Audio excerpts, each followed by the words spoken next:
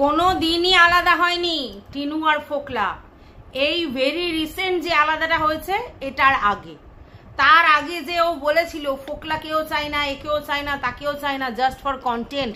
এবং এটা ওকে বগদাদাই বলতে বলেছিল যাতে ওর কেসগুলো যেগুলো ও ওর বাচ্চার ব্যাপারে করেছে সেগুলো যেন আরো বেশি প্রুফড হয় তার জন্যে। আর এছাড়া ফোকলার সঙ্গে টিনুর কোনোদিনই রিলেশন সেই লেভেলের কাট অফ হয়নি, ঠিক আছে? তাহলে কি হয়েছিল? ঝগড়া অশান্তি বহুবার হয়েছে এবং ওই বিচ্ছেদ পুরোপুরি হয়ে যাবে এমন হয়েছে, কিন্তু বিচ্ছেদ হয়নি। 2 দিন 4 দিনের পর আবার প্যাচ আপ হয়ে গেছে। এইবার যে টাকা সংক্রান্ত ব্যাপারটা যখন টিনু দেখলো তার টাকা তাকে না বলে নিজে ও সরিয়েছে, ঠিক আছে, ওর কনসার্ন নয়, ও সরিয়েছে, তখন থেকে টিনু বুঝতে পারলো যে এর হিডেন উদ্দেশ্যটা কি। আর সেদিন থেকে টিনু তার মন থেকে এর জিনিসটাকে পুরোপুরি মুছতে চাইলো, এটাই হয়েছে। আর তার আগে পর্যন্ত টিনু যতক্ষণ না বুঝছিল ততক্ষণ ফোকলাকে তার লাইফ থেকে পুরোপুরি ডিট্যাচ কখনোই টিনু করেনি। কারণ দেখুন, এটা তো ঠিক, টিনু তো ওর হাতটা ধরেছিল আর সেটাই তো ও মানে কমিউনিটি পোস্টের মাধ্যমে জানিয়েছিল যে আমি এর হাত ধরেছি, এই আমার বন্ধু কাম যাই বলো, সেটা তো ছাড়বার জন্য কি থোড়াই ধরেছিল? ছাড়বার জন্য ধরেনি, ধরবার জন্যই ধরেছিল। এবার সেটা কেন ছাড়তে হলো? কারণ টিনু হটকারী ডিসিশন নিয়েছিল। টিনু ভেবেছিল যে আমি একেবারে মুম্বাই নগরীতে রাজরানী হয়ে যাব, যেমন স্বপ্নটা দেখিয়েছিল আমাদের ফোকলা। কিন্তু আলটিমেটলি টিনু দেখলো পুরো এক্সপেকটেশনগুলো ভুল। যেগুলো যেগুলো ওকে বোঝানো হয়েছে একটাও সত্যি নয়, সবটাই মিথ্যা। কিন্তু দেখো, ওই যে হয় না, আমরা বুঝতে পারছি, জানতে পারছি, তারপরেও বিশ্বাস করতে পারছি না যে এত এত মিথ্যা কথা বলেছে, সব ফলস দিয়েছে। এটা বুঝতে আমাদের সময় লেগেছে। তার জন্য ব্যাপারটা থেকে বেরিয়ে আসতে অনেকটা সময় টিনুর লেগেছে। একটার পর একটা ইনসিডেন্ট হয়েছে, টিনু একটু একটু করে মানে অবাক হয়ে গেছে, এম্বারেস হয়েছে এবং এক্সপেকটেশন ওর লো হতে শুরু করেছে যে কি হলো, কি ব্যাপার, আমি তো এরকম ভাবিনি। এবং এই করতে করতে করতে করতে কফিনের শেষ পেরেকটা, মানে এই রিলেশনের ওই পেরেকটা পুতলো ওই 2 লাখ টাকাটা, বুঝতে পেরেছো? আর যেই 2 লাখ টাকাটা ওরকম হলো তখনই টিনু ওর থেকে সরে যেতে শুরু করলো। আর সেটা ফোকলা নিতে পারলো না। দেন ও উল্লু ভুল্লু খেয়ে রাত্রিবেলা ফোন করলো অ্যান্টি পার্টিতে। কেন না, এইবার কালো চিঠি করতে হবে। এতদিন কালো চিঠি করতে হয়নি, এবার কালো চিঠি করতে হবে। এবং আমি যদি টিনু সুন্দরীকে ভয় দেখাই তাহলে আমার কাছে ফিরে আসবে। কিন্তু এটা জানে না যে ভয় দেখিয়ে কাউকে কোনোদিন কখনো কাছে পাওয়া যায় না। কারোর নামে ডিফেম করে তার কাছ থেকে, তার মানসিক জায়গা থেকে আরও রেসপেক্ট কমে গিয়ে একদম ডিটোরিয়েট করে, কিন্তু কাছে আর আসবে না। এইটা বোঝে না। কারণ মন একবার যদি উড়ে যায় বা ভেঙে যায় তারপর আর জোড়া লাগে না।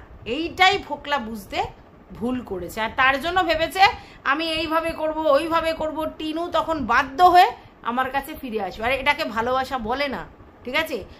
ফোকলা সারা জীবনই টিনুর রূপ, যৌবন প্লাস টাকা পয়সা, এরকম একটা সুযোগ কেউ ছাড়ে? এগুলোর জন্যই টিনুর দিকে ধাবিত হয়েছিল। আর টিনু এতটাই মূর্খ যে ফোকলা যে যে মিথ্যা কথাগুলো বলেছিল সেইগুলোতে বিশ্বাস করে একেবারে কুয়োর মধ্যে ঝম্প দিয়েছে, বুঝলে? তো চলো, welcome back to my channel. আশা করছি তোমরা সবাই খুব ভালো আছো আর আমিও খুব ভালো আছি।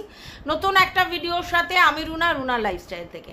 একটা কথা তোমাদেরকে আমি ফর শিওর বলতে পারি, সেটা হচ্ছে বগদাদার সঙ্গে আলাপ ফোকলার থ্রুতেই হয়েছিল, এটা নো ডাউট।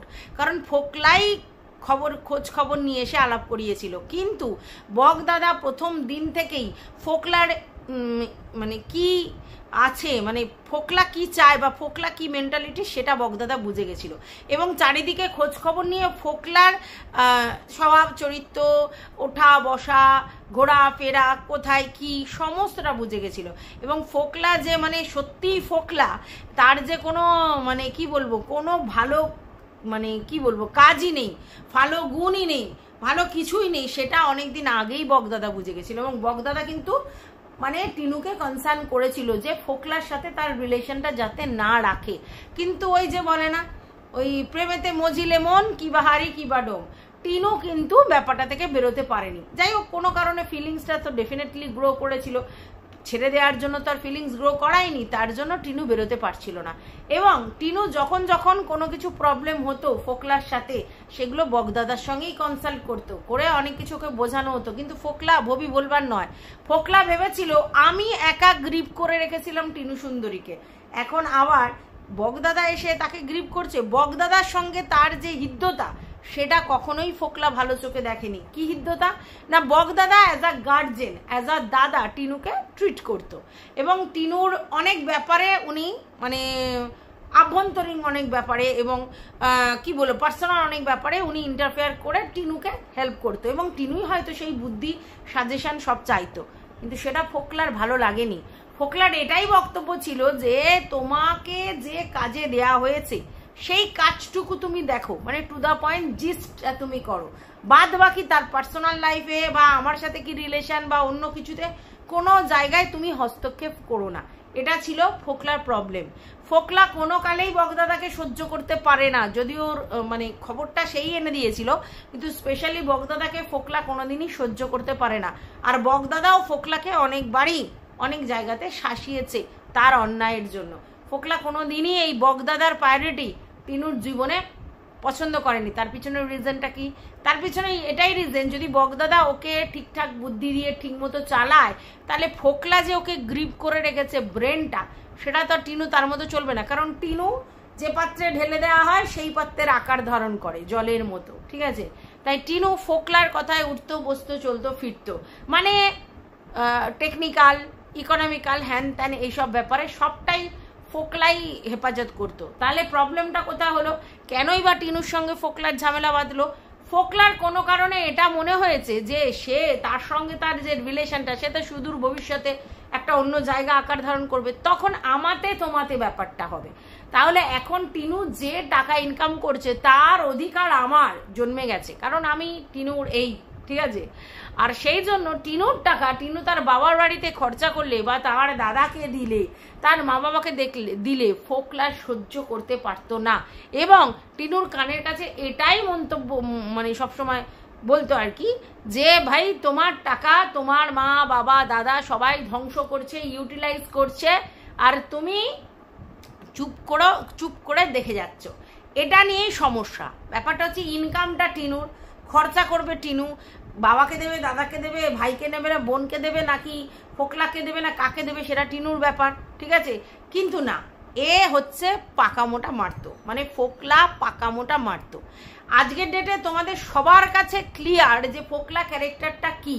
ফোকলা ক্যারেক্টারটা এমনই একটা ক্যারেক্টার যে যে নিজে 3-4টে সম্পর্ক করেছে, পরে সে একটা বিবাহিত বউ, ঠিক আছে, হতে পারে তার আর তার বরের মধ্যে মানসিক অবস্থান দূরত্ব ছিল, সেটা তাদের ব্যাপার, কিন্তু সেই জায়গাটা টিনুর কাছ থেকে জেনে, প্রথমে তো গল্প করে ফাসলিয়ে গল্প করেছে, তারপর টিনুর উইক পয়েন্ট ব্যাকলগগুলো জেনে সেই জায়গাটাতে আঘাত করে বারবার হিপনোটাইজ করেছে, এবং সব থেকে বড় কথা ওভার টেলিফোনিক এমন নাটক করেছে। টিনু ভেবেছে যে ভাই আমায় একদম মুম্বাই নগরীতে নিয়ে গিয়ে রাজরানী করে রাখবে, না তো আমাকে ব্লক করতে হবে, না তো আমায় এই দুনিয়ায় থাকতে হবে, তাহলে আমি কোথায় যাব? আমি একেবারে স্বপ্ন নগরী মুম্বাই গিয়ে পাড়ি দেবো, যেখানে এরকম কোনো ব্লগিং থাকবে না, যেখানে আমাকে কেউ চিনবে না, একদম অন্য জায়গায় টিপিক্যালি যেরকম হাজব্যান্ড ওয়াইফ থাকে আমরা সেরকম থাকবো, তারপর এই ঝুট ঝামেলা থেকে এড়িয়ে যাব।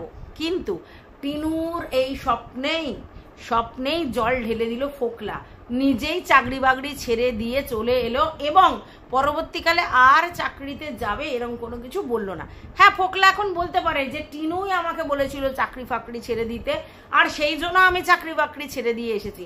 বাট আমি যদি বলিও যে এখন আমার তোমাকে দরকার, তাই তুমি চাকরি বাকরি ছেড়ে এসো, তাহলে কি একটা রেসপন্সিবল পার্সন হয়ে আমি নিজের কর্মসংস্থান যেখান দিয়ে হয় সেগুলো ছেড়ে দিয়ে দুম করে শুধু প্রেমের টানে চলে আসতে পারি? যাক, ফোকলা এসেছিল এবং তারপরে ফিরে যাওয়ার কোনো আর সম্ভাবনা নেই, কারণ ওইখানে অলরেডি ও তার যে কলিগ আছে তাদের সঙ্গে ঝামেলা ঝঞ্ঝাট করে চাকরিটাতে প্রবলেম করেছিল, এবং পরবর্তীকালে অন্য জায়গায় যে চাকরি করতে হবে তার জন্য যেগুলো করতে হবে সেগুলো আর করার ইচ্ছে ফোকলার ছিল না। কারণ টিনু যা ইনকাম করছিল সেই এক্সেসিভ ইনকামে ফোকলা বহাল তবিয়াতে চলছিল, তার সমস্ত রকম ভুলভাল নেশা টাইপের জিনিসপত্র চলছিল, খাওয়া দাওয়া চলছিল, গাড়ির তেল চলছিল, তারপরে তো ঘর দৌড় তোমরা জানো সমস্তই কিছু হয়েছে। ইভেন ফোকলার হাত খরচও টিনু দিত। তাহলে কোনো প্রয়োজন ছিল কি ফোকলার কাজকর্ম করার? আর টিনু জানে আমার টেকনিক্যাল জিনিসের জন্য দরকার এবং আমার সাপোর্টের জন্য দরকার, যেটা আমার ফ্যামিলির অন্য লোকেরা করতে পারবে না। আমার বাবা চাকরি করতে যায়, আমার দাদা অন্য কাজ করে, আর তাছাড়া ও এই সব ধরনের জিনিসে একদমই পারবে না, মাও পারবে না। মায়েরটা তো উল্টে আমি করে দিই, আর মা কি করবে, আর বৌদি তো জানেই না। তাহলে আমার একটা দরকার এরকম হেল্পিং হ্যান্ডের। ঠিক আছে ভাই, আমি এত টাকা ইনকাম করছি, যদি আমাকে ও হেল্প করে, তাহলে ওর যদি হাত খরচ দিয়ে আর এইসব বাড়ি ঘর দৌড় করে এটা সেটা করে যদি আমি থাকতে পারি তাহলে থাকবো, এটাই ভেবেছিল টিনু। কিন্তু সেটা হলো না, কারণ টিনু দেখলো দিনের পর দিন এ মাথা চারা দিয়ে উঠছে, এবং সব থেকে বড় কথা টিনার প্রতিটা কণায় কণায় সে হিসেব রাখছে, এবং সেই হিসেবের গোলমেল হলে এ টিনুকে চার্জ করছে। এবং টিনু দেখলো যে একটা সময় আমার টাকা আমার নয়, যেহেতু সে পাসওয়ার্ড, ইমেল অ্যাকাউন্ট সমস্ত কিছু মানে সে চালনা করে, তাই সেই টাকার ব্যাপারগুলো ক্ষণে ক্ষণে 3-4টে ব্যাংক থেকে আস্তে আস্তে তুলে ফেলেছে। তাহলে বুঝতে পারছো, একটা ব্যাংক থেকে একসঙ্গে পুকুত করে 2 লাখ টাকা তোলেনি, যেটা তুলেছে প্রতিটা ব্যাংক থেকে একটু একটু করে তুলে পুরো নীল করে দিয়েছে। তাহলে কেউ যদি কাউকে ভালোবাসে, তাহলে তার প্রতিটা ব্যাংকে টাকা খরচ করে দিচ্ছে বলে পুরো 3টে ব্যাংকের অ্যাকাউন্ট নীল 0 করে দিতে পারে না। তাহলে ইচ্ছাকৃত এটা করেছে। কেন না, টিনু তার ফ্যামিলির লোকের জন্য কন্ট্রিবিউট করছে। ভাই, তার মা বাবা, তার দাদা, তাদের ফ্যামিলি, তারা বুঝে নেবে। হ্যাঁ, হতে পারে টিনুর সঙ্গে তাদের সমস্ত জায়গায় অ্যাডজাস্টমেন্ট হচ্ছে না, তবু ফোকলার থেকে তো বেশি। কিন্তু না, ফোকলা ভাবতে শুরু করলো আমি হচ্ছে ওর কাছে আলটিমেটাম, বাবা, দাদা, বোন, ভাই, মা সবার থেকে বেশি আমার জায়গা এই কদিনের মধ্যে। তাই আমি যেটা বলবো সেটাই আলটিমেটাম। এবং ওর বাবা দাদারা যেহেতু আমাকে পছন্দ করে না, এবং একটা সময় টিনুকে ঘাট ধাক্কা দিয়ে বের করে দিয়েছিল, তো সেই জন্য কেন টিনু করবে? কিন্তু মানুষ তো মানে কি বলবো, টিনু তো এটা জানে যে তার মা বাবা তার মা বাবা, এবং সব থেকে বড় কথা হচ্ছে সেই সময় সে ভুল করেছিল, মা বাবা সাপোর্ট করেনি, কিন্তু এখন তো মেনে নিয়েছে। অবশ্যই টিনু এখন ইকোনমিক্যালি সাউন্ড বলেই সবাই মেনে নিয়েছে, এরকম নয় টিনু কারোর উপর ডিপেন্ডেন্ট আর টিনুকে সবাই মেনে নিয়েছে। তার মানে পয়সা বলতি হ্যাঁ, পয়সায় সব কিছু বিকতা হ্যাঁ। অতি বড় রিলেশন, অতি বড় সম্পর্ক পয়সায় বিকতা হ্যাঁ, এটা কিন্তু প্রমাণ হয়ে গেল, তাই না? তো যাই হোক, এইখান থেকেই অন্তর্দ্বন্দ্ব। এবং আজকের ডেটে টিনুর সঙ্গে ফোকলার সম্পর্ক নেই, কিন্তু একটা সময় ডেফিনেটলি ছিল, যেটা টিনু অনেকবার অস্বীকার করেছে। এবং প্রতি পদে পদে আমরা অনেক জায়গায় দেখেছি, যেমন ভ্যালেন্টাইন্স, যেমন হচ্ছে বেড়াতে যে গেল অযোধ্যা, সেখানে সমস্ত কিছুই চলে এলো, কারণ সত্য চাপা থাকে না। প্লাস আমরা বাইক কাণ্ডেও কিন্তু টিনুকে দেখেছি ফোকলার সঙ্গে যাতায়াত করতে, এবং তখনও অ্যাসিস্ট্যান্ট ছিল ফোকলা। এবং এই যে রাত্রিবেলা করে লাইভগুলো করতো, সেই লাইভে ফোকলা উপস্থিত থাকতো, আর সেই জন্যই ইশারা করে জিজ্ঞেসে করেছিল দামটা। না হলে ফোকলার যদি না থাকতো, তাহলে টিনু এত অ্যাডভান্সলি কাজকর্ম করতে পারতো না। ফোকলাই হোয়াটসঅ্যাপ চ্যাটের মাধ্যমে লোকের কাছ থেকে ওই যেগুলো আর কি লোক বিজনেস পারপাসে চ্যাট করতো, তার সঙ্গে কথা বলতো। আর ফোকলাই কিছু ভিউয়ার্সদের সঙ্গে ওখান থেকে কথা বলেছিল, যেই সকল ভিউয়ার্সরা এদিক ওদিক কিছু কথা ছড়াচ্ছিল। এইসব কথাগুলো অন্য কেউ, না তো টিনু আর না তো সেবক দাদা বা অন্য কেউ কিচ্ছু বলেনি, যা বলেছে ফোকলা। আর একটা কথা বলি, ফোকলা কিন্তু যুধিষ্ঠির নয়, ঠিক আছে? ফোকলা যখন যেরকম পারে তখন সেরকম উত্তর দেয়। আর ফোকলাকে বিশ্বাস করে যারা যারা ভিডিও করেছে ফোকলার হয়ে বা ফোকলাকে সাপোর্ট করে, তারা নিজেদের জায়গায় নষ্ট করেছে। কারণ ফোকলারকে দেখে কারণ মনে হয় যে ফোকলা সত্যবাদী যুধিষ্ঠির, এবং ফোকলা আনইনটেনশনালি সব করেছে, ফোকলা ভালোবেসে করেছে। টিনুর প্রতি তার একটা ইনফ্যাচুয়েশন ডেফিনেটলি ছিল, সেটা খুব স্বাভাবিক ব্যাপার। কারণ টিনি এতটাই মিষ্টি একটা মেয়ে, যাকে দেখলে এক দেখাতেই মোটামুটি সবারই ভালো লাগবে, পছন্দ হবে। থাকবে। এবারে জানো বিপরীত মেরু তো সবসময় আকর্ষণ করে, সেই জায়গা থেকেও একটা ব্যাপার ছিল। কিন্তু আমরা সব থেকে এম্বারাসড হই এটার জায়গায় যে টিনো কি করে ফোকলাকে পছন্দ করলো, কি ভাবে, কি দেখে। এই জায়গায় কিন্তু টুইস্ট, সেটা হচ্ছে টিনু কিন্তু তাকে দেখে পছন্দ করেনি। তাহলে টিনু কিভাবে পছন্দ করেছিল?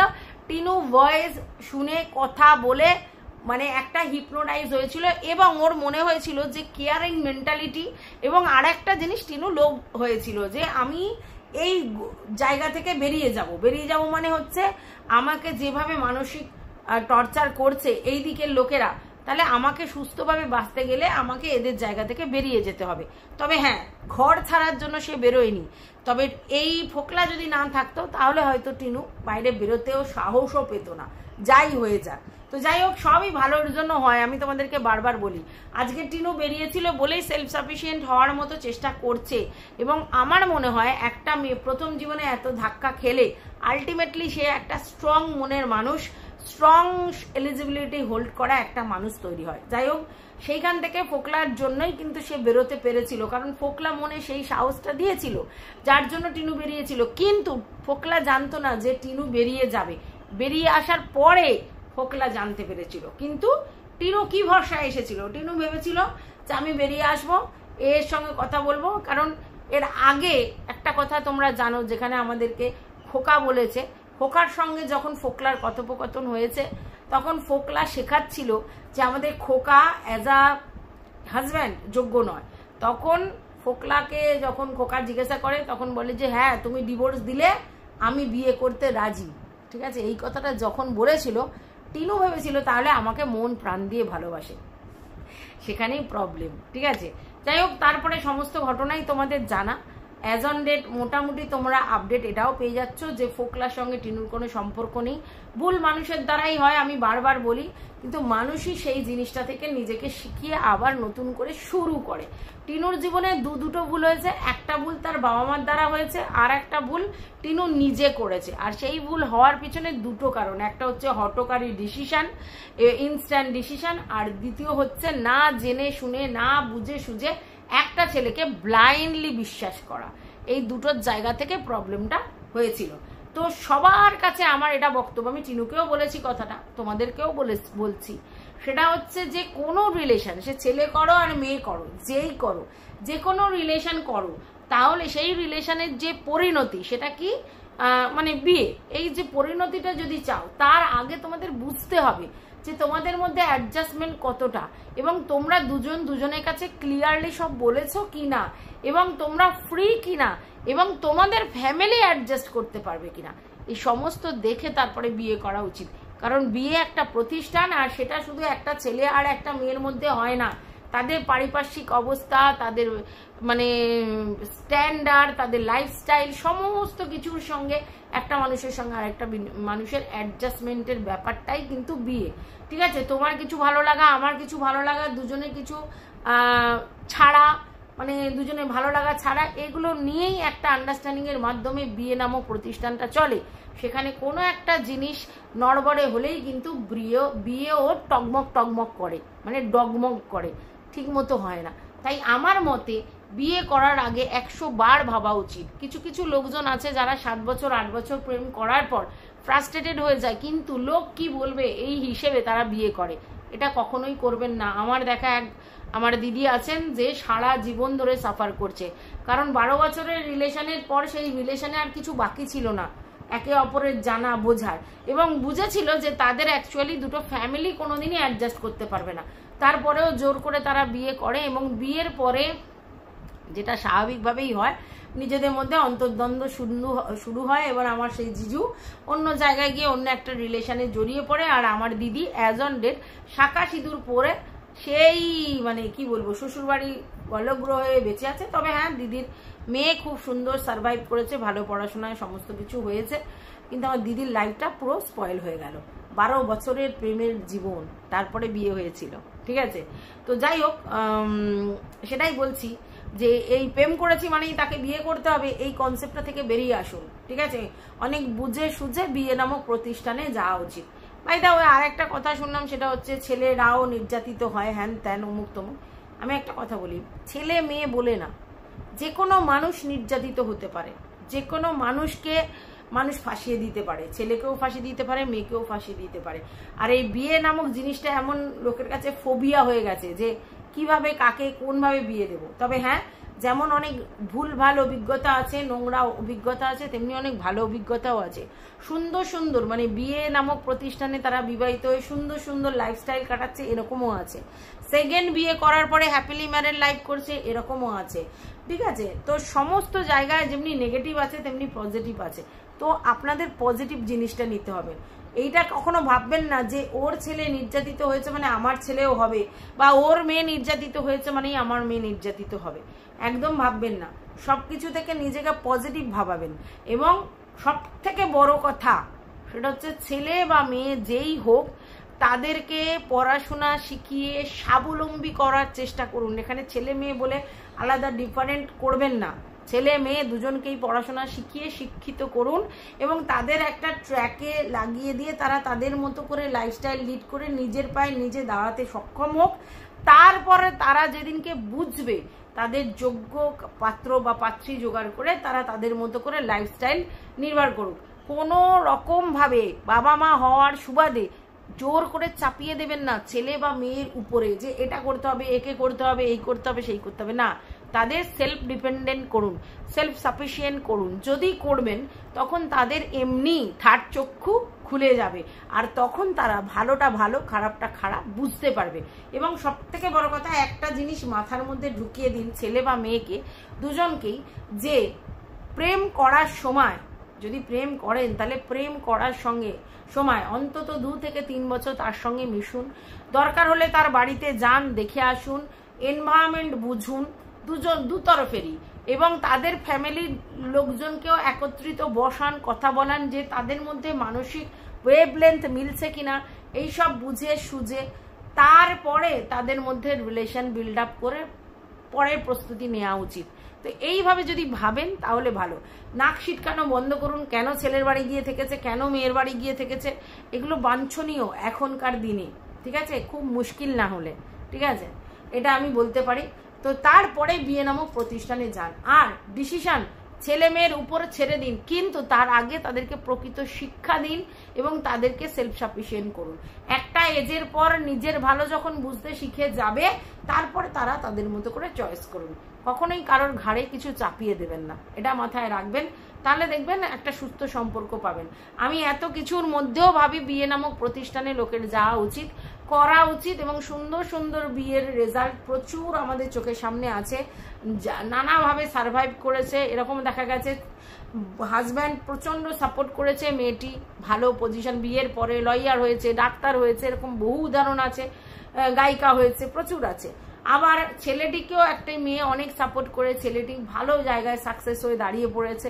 তো এরকম অনেক অনেক উদাহরণ আছে। তাই সব জায়গা থেকে পজিটিভ জিনিস খুঁজবেন, কখনো এইসব খুঁজবেন না এই সিসিটিভি লাগাবো বেডরুমে, কখনো এটা খুঁজবেন না যে সব সময় ভিডিও ক্যামেরা করব, যখন তখন আমার প্রমাণ লাগতে পারে এটা সেটা, না এরকম করবেন না। কারণ এগুলো নেগেটিভ জিনিস, যে মানে এরকম হবে সব সময় সন্দেহ যে এটা হবে ওটা হবে সেটা হবে। বি পজিটিভ, সুন্দর শিক্ষা দিন, সুস্থ মানসিকতায় বড় করুন, দেখবেন সমস্ত জিনিস ঠিকঠাক হবে। তার মানে কি ঝগড়া শান্তি হবে না? অবশ্যই হবে, কিন্তু সেটা সেই লিমিটে, যেন সেই জিনিসটা কোর্ট কেস থানা পুলিশ পর্যন্ত না যায়। ঠিক আছে, তো যাই হোক, এটাই বলার ছিল এই ভিডিওটাতে। পরে আবার একটা ভিডিও নিয়ে আসছি, ততক্ষণের জন্য টাটা। ভালো লাগলে অবশ্যই ভিডিওটা লাইক করবে, পাশে থাকবে সাবস্ক্রাইব করে, অল নোটিফিকেশন অন করে বেল বাটনটা অতি অবশ্যই বাজিয়ে দেবে।